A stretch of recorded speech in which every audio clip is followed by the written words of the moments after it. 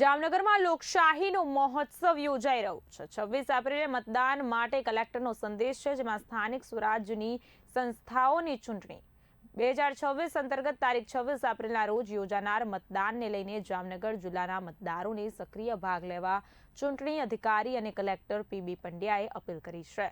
જામનગર જિલ્લા ચૂંટણી અધિકારી અને કલેક્ટર પીબી પંડ્યાએ દરેક નાગરિકને પોતાના મતાધિકારનો ઉપયોગ કરીને લોકશાહીને મજબૂત બનાવવા આગળ આવવા વિનંતી કરી છે।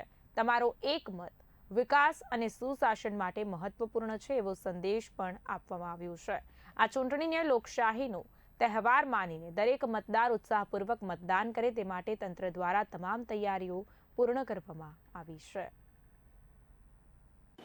આગામી 26 એપ્રિલ 2026ના રોજ જામનગર મહાનગરપાલિકા, સિક્કા નગરપાલિકા, જામનગર જિલ્લાની જિલ્લા પંચાયતો અને તાલુકા પંચાયતો ઉપર સવારે 7 વાગ્યાથી સાંજના 6 વાગ્યા સુધી મતદાન મથકો ઉપર મતદાન થવા જઈ રહેલ છે।